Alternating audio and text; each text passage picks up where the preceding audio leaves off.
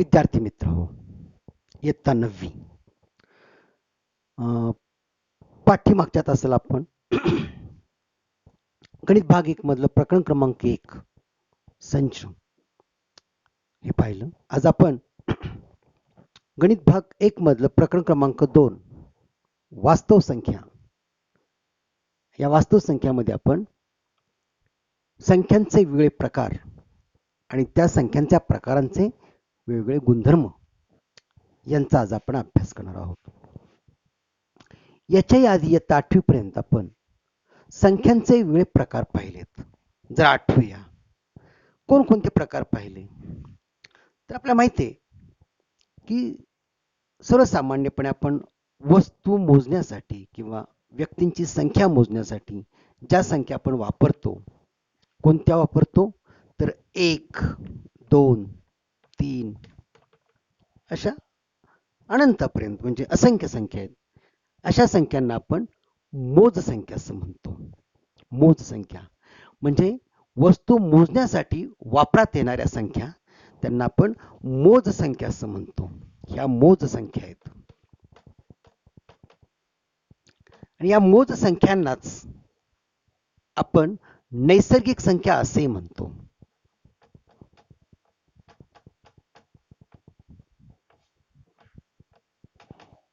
नैसर्गिक संख्या हे आपल्याला माहिती आहे. 1, 2, 3 ह्या सगळ्या मोज संख्या किंवा यांना आपण नैसर्गिक संख्या असं म्हणतो. संचाच्याच भाषेत जर बोलायचं झालं, आपण पाठीमागच्या प्रकरणामध्ये शिकलोय की ह्या नैसर्गिक संख्यांचा संच आपण इंग्रजीतल्या n या अक्षराचा वापर करतो. आपण नैसर्गिक संख्यांचा संच, n याचा अर्थ काय? नैसर्गिक संख्यांचा संच.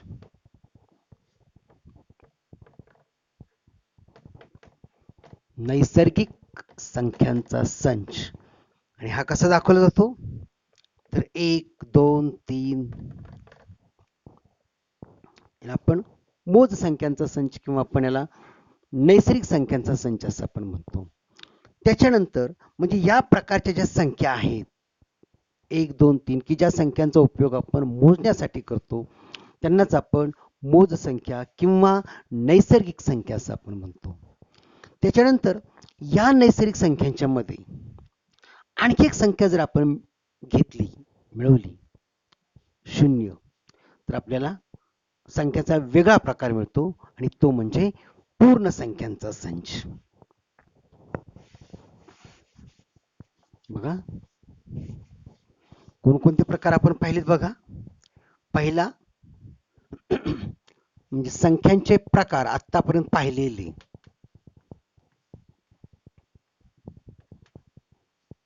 आतापर्यंत जे संख्यांचे प्रकार वेगळे पाहिले त्यामध्ये कोणकोणते सांगा. पहिला आता आपण पाहिला तो नैसर्गिक संख्यांचा संच.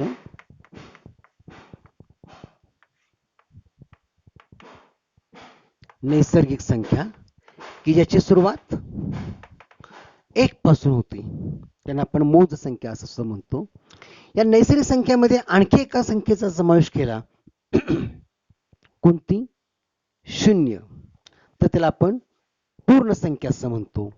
आणि म्हणून पूर्ण संख्या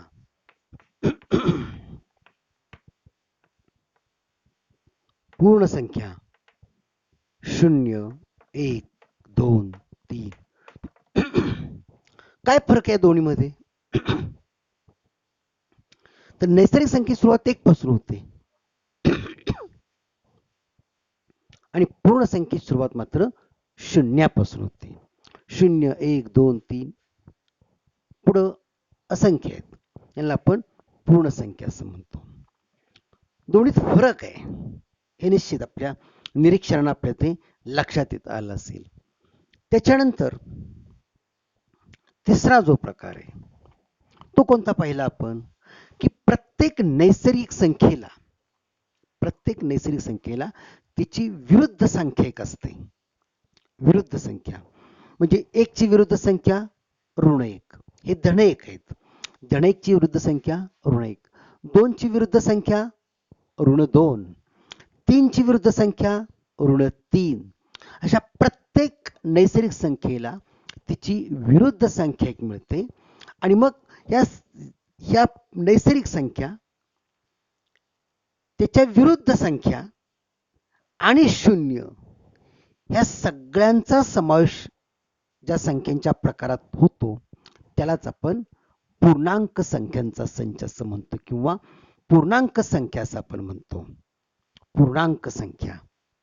तिसरा प्रकार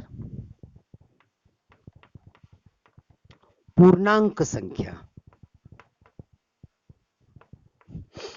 पूर्णांक संख्या याचा अर्थ काय?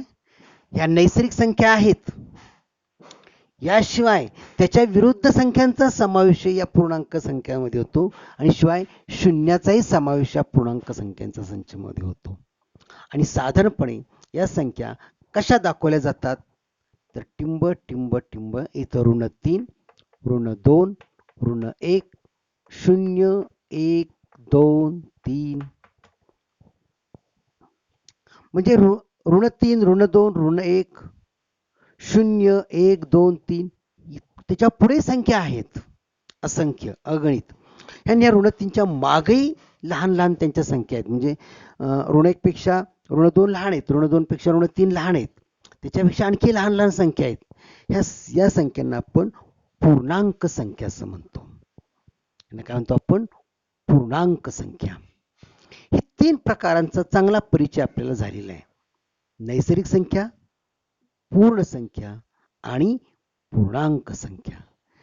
आता संचाच्याच भाषेत जर द्यायचं झालं तर आपल्याला हेच कसे लिहिता येईल?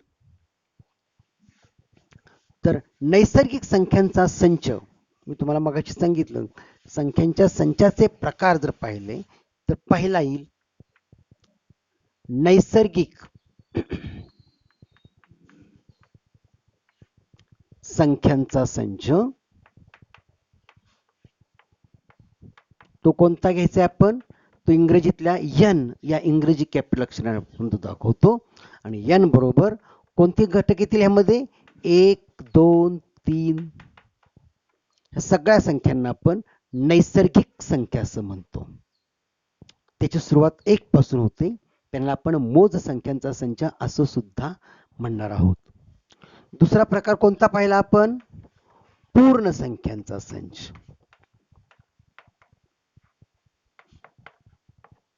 पूर्ण संख्यांचा संच तो कोणत्या अक्षराने दाखवायचा आहे?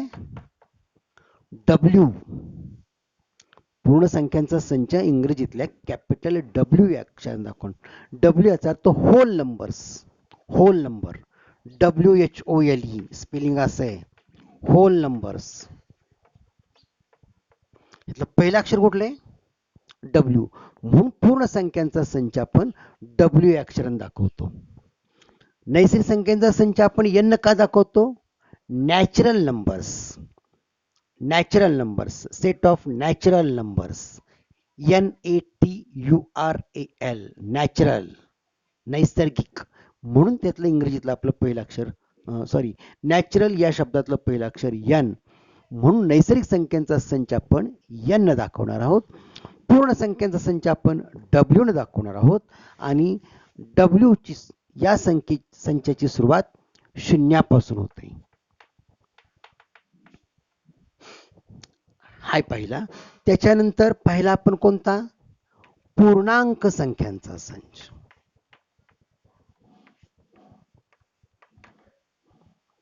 पूर्णांक संख्यांचा संच हा आपण इंग्रजीतल्या कॅपिटल I या अक्षराने दाखवणार आहोत. I. Set of integers. I. Integers. आणि यामध्ये कोणकोणत्या संख्यांचा समावेश होतो? तर नैसर्गिक संख्येच्या विरुद्ध संख्या म्हणजे ऋण 3, ऋण 2, ऋण 1, 0, 1, 2, 3 या सगळ्या संख्यांचा संचाला आपण पूर्णांक संख्यांचा संच असं म्हणणार आहोत. आणि तो I या अक्षराने दाखवणार आहेत. इंटिजर्स. Set of integers. आणि तो कसा दाखवला जाईल? ऋण 3, ऋण 2, ऋण 1, 0, 1, 2, 3 ह्या सगळ्या संख्यांचा समावेश पूर्णांक संख्यांचा संच यामध्ये होतो. आता तिन्ही संच किंवा हे तिन्ही संख्यांचे प्रकार आपल्या बऱ्यापैकी परिचित निश्चित आहेत. तर चौथा प्रकार की जो आपण पाहिलेला आहे कोणता माहिती? परिमेय संख्यांचा संच. परिमेय. परिमेय याचा अर्थ काय? तर परिमेय याचा अर्थ असा की ज्या संख्येमध्ये अंश आणि छेद येतो. अंश समजा अंश आम्ही पी न दाखवला आणि छेद हा क्यू न दाखवला. पी काय? अंश आहे.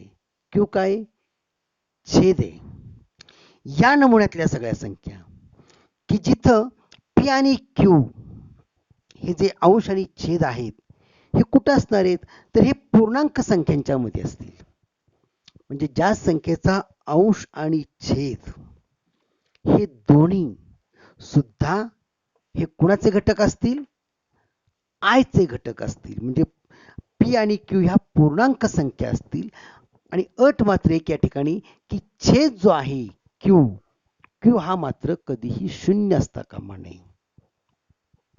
छेद क्यू हा शून्य असणार नाही. अशा सगळ्या स्वरूपातल्या संख्यांना आपण परिमेय संख्या असं म्हणणार आहोत. परिमेय संख्या. परिमेय संख्येची व्याख्या काय सांगितली? किंवा परिमेय संख्या म्हणजे काय? की पी छेद क्यू या स्वरूपातील संख्या की जिथं अंश आणि छेद म्हणजे पी आणि क्यू हे पूर्णांक संख्या असतील. पूर्णांक संख्या असतील. मात्र अट आहे त्यासाठी की पूर्णांकामध्ये क्यू हा जो आहे म्हणजे छेद जो आहे हा छेद कधीही शून्य असणार नाही. अशा संख्यांना आपण परिमेय संख्यांचा संच असं म्हणणार आहोत. आणि या परिमेय संख्यांचा संच आपण क्यू अक्षराने दाखवणार आहे. परिमेय. परिमेय संख्यांचा संच आपण कोणत्या अक्षराने दाखवणार आहोत? क्यू. क्यू. आणि या क्यू मध्ये कोणते घटक असतील? तर अशा सर्व पी छेद क्यू या घटकांचा संच. पी छेद क्यू. पी छेद क्यू म्हणजे अंश हा पी न दाखवलेला आहे, छेद हा क्यू न दाखवलेला आहे. हे अक्षर फक्त घेतलेत कळण्यासाठी की पी आणि क्यू म्हणजे अंश आणि छेद हे दोन्ही घटक कुठले असतील? तर हे दोन्ही घटक हे आय या संचाचे घटक असतील. म्हणजे पूर्णांक संख्या असतील त्या. पण हा जो छेद आहे म्हणजेच क्यू आहे, क्यू हा कधीही शून्य असणार नाही. क्यू ची किंमत फक्त शून्य असता कामा नये. अशा संख्यांना आपण परिमेय संख्या असं म्हणतो. उदाहरणार्थ सांगायचं झालं तर आपल्या परिमेय संख्या कोणत्या दाखवता येतील? 5/7. बघा अंश 5 आहे, छेद 7 आहे. हे दोन्ही संख्या पूर्णांक आहेत आणि छेद या ठिकाणी शून्य नाही. छेद किती या ठिकाणी? 7 आहे. किंवा ऋण 5/7 ही सुद्धा परिमेय संख्या आहे. फक्त 3 लिहिलं मी, 3. ही सुद्धा परिमेय संख्या कारण ह्या 3 ला काही छेद दिलेला नाही याचा अर्थ 1 आहे. या 3 ला काही छेद नाही याचा अर्थ किती येतो? 1 आहे. आणि जर कोणत्याही संख्येला एकाने जर भागलं तर भागाकार तेवढाच येतो. म्हणून हा छेदस्थानचा 1 आपण लिहित नाही. म्हणजे 3 ही सुद्धा परिमेय संख्या आहे. 0 ही सुद्धा परिमेय संख्या आहे. आणि या शून्याला काही छेद नाही याचा अर्थ 1 आहे. 0 ही परिमेय संख्या आहे. या सगळ्या संख्या किंवा नुसता 1 लिहिला, 1 ही सुद्धा परिमेय संख्या आहे. या सगळ्या संख्यांना आपण परिमेय संख्यांचा संच किंवा परिमेय संख्या असं म्हणणार आहे. पाचवा प्रकार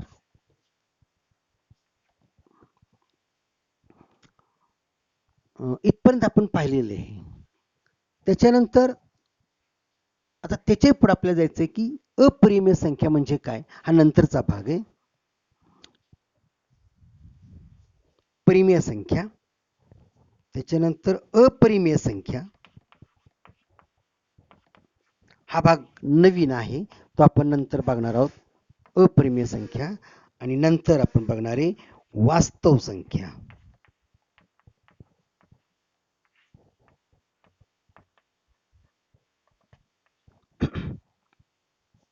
वास्तव संख्याचा अर्थ ज्या संख्या परिमेय आणि अपरिमेय संख्या आहेत.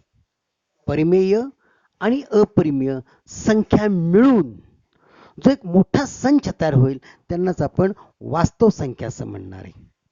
काय म्हणतात त्याला? वास्तव संख्या. आणि तो आपण इंग्रजीतल्या आर या इंग्रजी कॅपिटल अक्षर आपण दाखवणार आहे. R R. आणि अपरिमेय संख्या म्हणजे काय ते आपण नंतर पाहणार आहोत. म्हणजे हे सगळे प्रकार हे संख्यांचे वेगळे प्रकार आहेत. आता आपण पहिल्यांदा नैसर्गिक संख्या आपल्या परिचित आहेत, पूर्ण संख्याही परिचित आहेत, पूर्णांक संख्याही परिचित आहेत. इथून पुढे परिमेय संख्या, अपरिमेय संख्या ह्या दोन्ही हे प्रकार काय आहेत आणि वास्तव संख्या काय आहेत यांचा आज आपण अभ्यास करणार आहोत.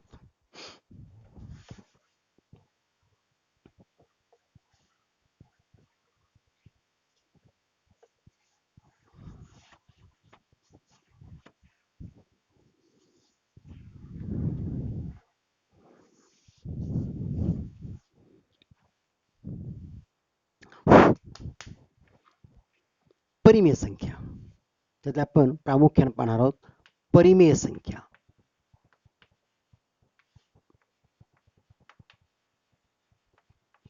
इंग्रजीमध्ये आपण त्याला रॅशनल नंबर्स असं म्हणतो.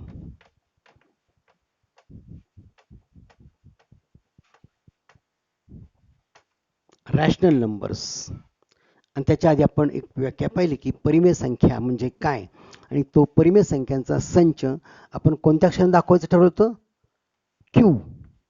क्यू बरोबर अशा सर्व पी छेद क्यू अशा सर्व संख्यांचा संच ज्या ठिकाणी अंश आणि छेद हे दोन्ही सुद्धा कुठं असतील तर हे आय चे घटक असतील. आय याचा अर्थ इंटिजर्स, सेट ऑफ इंटिजर्स.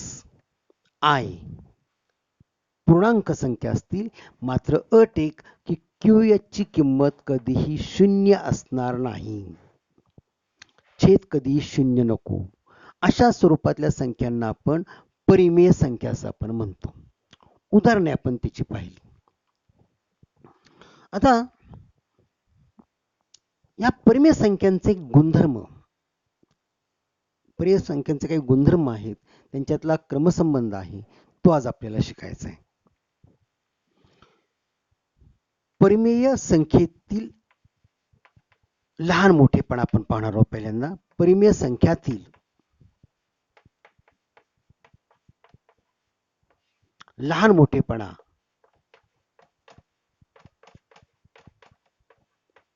किंवा परिमेय संख्यांची तुलना कशी करायची, दोन परिमेय संख्यांची तुलना कशी करायची हे पहिल्यांदा आपण पाहणार आहोत. एक उदाहरण घेऊया आपण.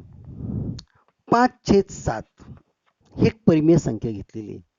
परिमेय संख्या याचा अर्थ काय?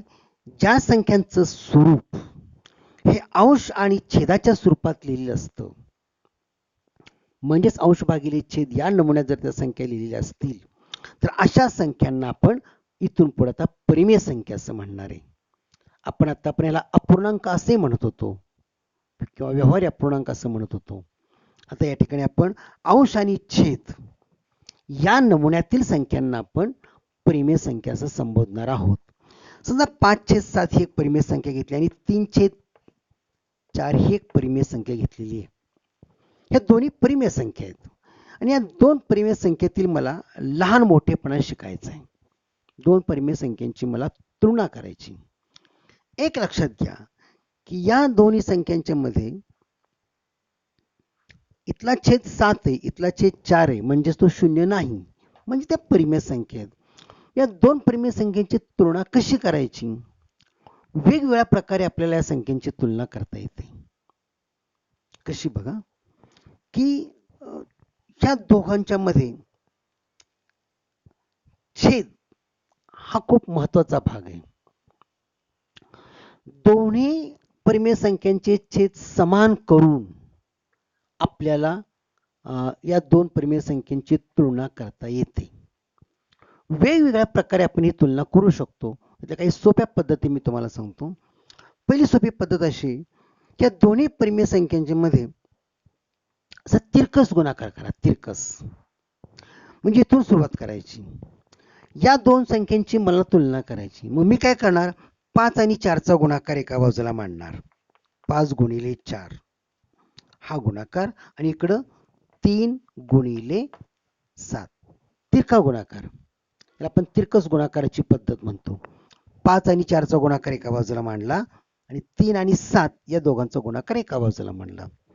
5 गुणिले 4 किती झाले 20 आणि 3 गुणिले 7 21. आता 20 आणि 21 यांची आपण तुलना करू शकतो. 20 आणि 21 मध्ये मोठं कोण आहे, तर 21 हे 20 पेक्षा मोठे आहेत किंवा 20 हे 21 पेक्षा लहान आहेत. म्हणजे तुला आपण कशी करतो, तर या पद्धतीनं.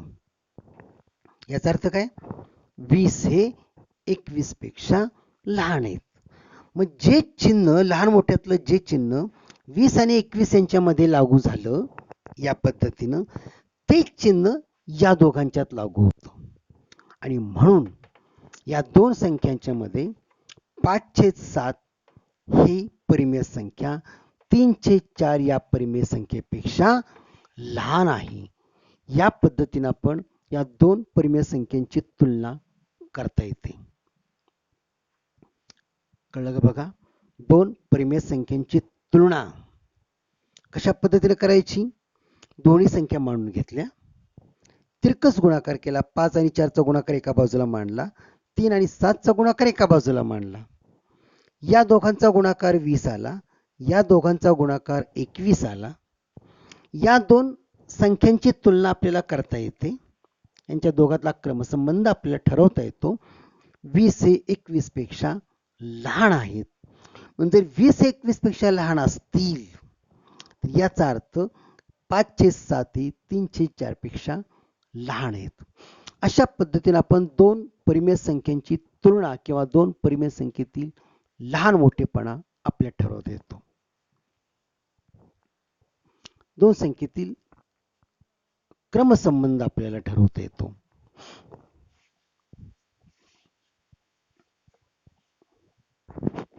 हेच जर मला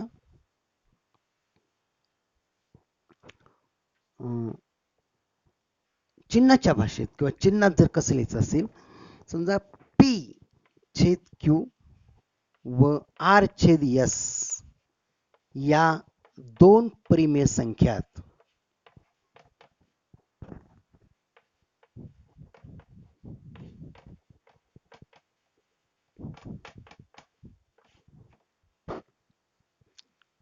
कसं ठेवते सांगा. जर तिरकस गुणाकार P गुणिले S या दोघांचा गुणाकार हा Q गुणिले R किंवा R गुणिले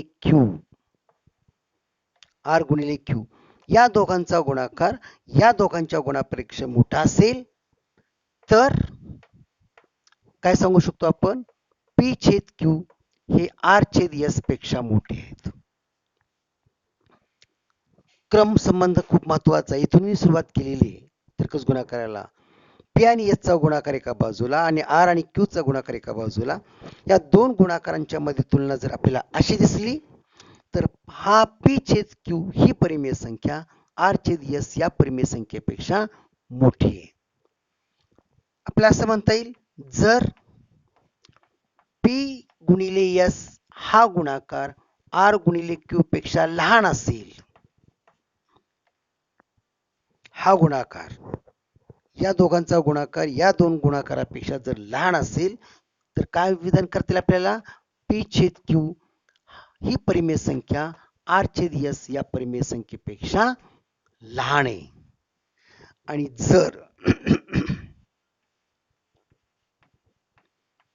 P गुणिले S हा गुणाकार आणि R गुणिले Q हा गुणाकार दोन्ही गुणाकार जर समान असतील, तिरकस गुणाकार P आणि S चा गुणाकार आणि R आणि Q चा गुणाकार हे दोन्ही गुणाकार जर समान असतील तर मी म्हणू शकतो की P/Q ही परिमेय संख्या आणि R/S ही परिमेय संख्या या दोन्ही परिमेय संख्या या समान आहेत.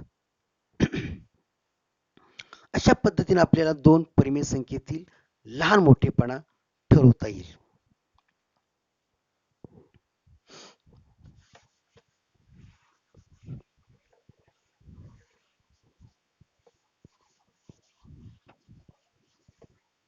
त्याच्यावरची तुलनाच त्याची उदाहरणं जर आपल्याला घ्यायची झाली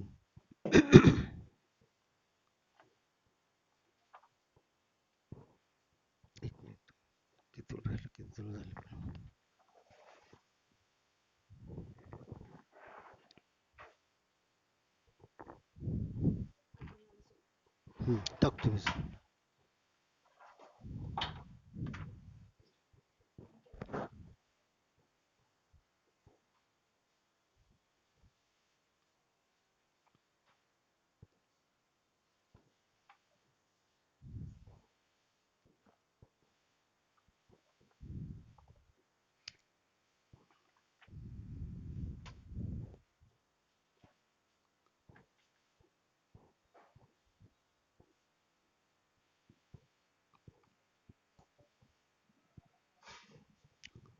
परिमेय संख्यांचे काही गुणधर्म आपण पाहणार आहोत. परिमेय संख्यांचे गुणधर्म.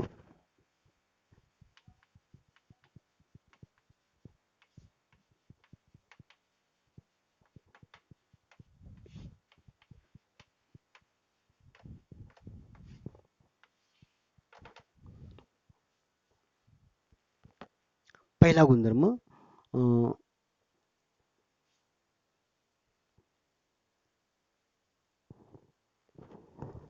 जर ए बी सी हे कोणत्याही तीन परिमेय संख्या असतील. मग आता परिमेय संख्या ए बी सी या परिमेय संख्या असतील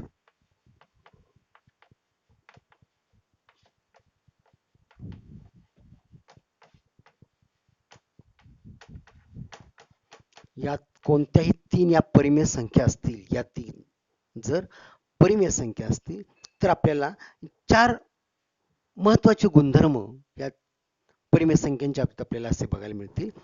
पहिला क्रमनिरपेक्षता.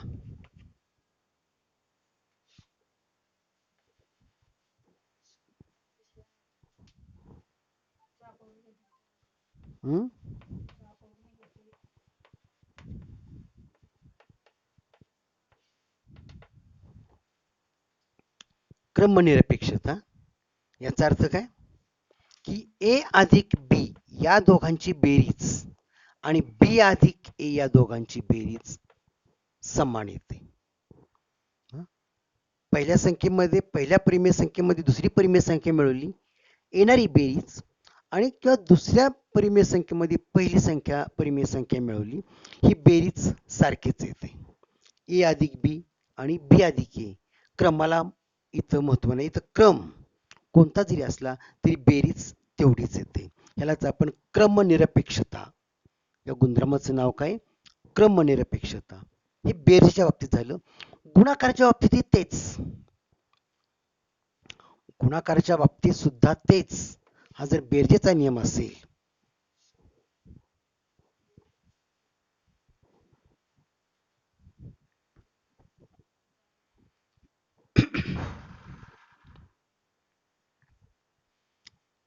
हा जर बेरजेच्या बाबतीत नियम असेल तर गुणाकाराच्या बाबतीत सुद्धा तोच नियम ए गुणिले बी बरोबर बी गुणिले ए. यालाच आपण क्रमनिरपेक्षता म्हणतो. म्हणजे एचा आणि बीचा गुणाकार जेवढा असेल तेवढाच बी आणि एचा गुणाकार येतो. नंतर साहचर्य.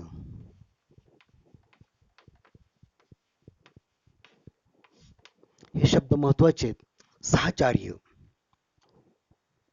याचा अर्थ काय, याचा अर्थ असा होतो की ए अधिक बी या दोघांच्या बेरजेत सी मिळवला, असं केलं. ए अधिक बी ह्या परिमेय संख्यांच्या बेरजेत जर सी परिमेय संख्या मिळवली, ही बेरीज तेवढीच कोणाची बेरीज येते, ए अधिक बी अधिक सी. याला आपण साहचर्याचा नियम असं म्हणतो. हा गुणधर्म आहे. गुणाकाराच्या बाबतीत सुद्धा तोच नियम की ए गुणिले बी केलं मी इथं तक्ता जरा व्यवस्थित लावून लिहितो इथं. तुमच्या पुस्तकामध्ये या नियमांचा परिचय आहे, करून दिलेला आहे की ए बी सी या परिमेय संख्या असतील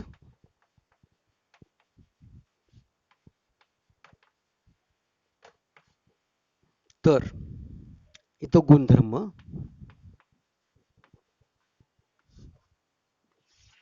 इथं बेरीज आणि इथं गुणाकार. पुस्तकाच्या तक्त्या जर आपण अभ्यास करूया. पहिला नियम तुम्हाला मी सांगितलं की क्रमनिरपेक्षता. याचा अर्थ काय? तर ए अधिक बी ही बेरीज आणि बी अधिक ए बेरीज हे बरोबरच येते. इथं क्रमाला महत्व नाही. क्रम ए अधिक बी आणि बी अधिक ए दोघांची बेरीज समान असते. गुणाकाराच्या बाबतीत हाच नियम मला असं म्हणता येईल, ए गुणिले बी बरोबर बी गुणिले ए. दुसरा साहचर्य. याचा अर्थ काय की ए अधिक बी ही बेरीज, या बेरजेमध्ये सी परिमेय संख्या मिळवली तर ही बेरीज आणि ए अधिक बी अधिक सी ही बेरीज सारखीच येते. ए अधिक बी या परिमेय संख्येत सी मिळवला, ही बेरीज आणि बी अधिक सी या दोघांची बेरीज ए मध्ये मिळवली, ही बेरीज सारखीच येते. गुणाकाराच्या बाबतीत सुद्धा असाच नियम आहे की ए गुणिले बी गुणिले सी बरोबर ए गुणिले बी गुणिले सी.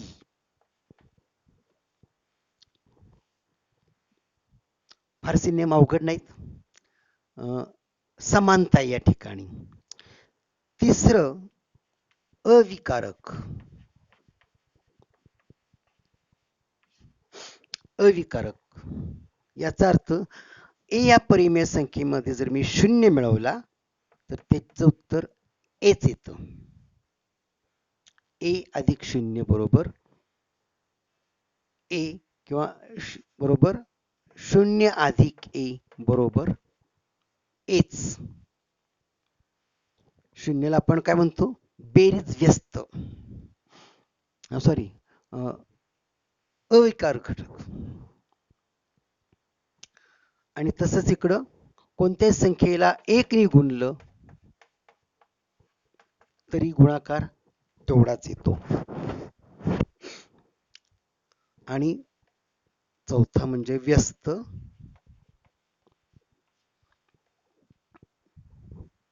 ए अधिक तिची विरुद्ध संख्या वजा ए या परिमेय संख्येत तिची बेरीज व्यस्त मिळवला तर ह्याची किंमत किंवा ह्याची बेरीज 0 येते. वजा एला आपण बेरीज व्यस्त म्हणतो. ए आणि वजा एकमेकांचे बेरीज व्यस्त आहेत आणि इथं ए गुणिले 1 छेद ए बरोबर 1. ए गुणिले 1 छेद ए म्हणजे याला आपण 1 छेद एला काय म्हणतो आपण? ए चा गुणाकार व्यस्त. दिली परिमेय संख्या आणि त्याचा गुणाकार व्यस्त संख्या या दोघांचा गुणाकार 1 येतो. इथं एक महत्वाची गोष्ट की ए ची किंमत 0 असता कामा नये. ए ची किंमत ही 0 असता कामा नये.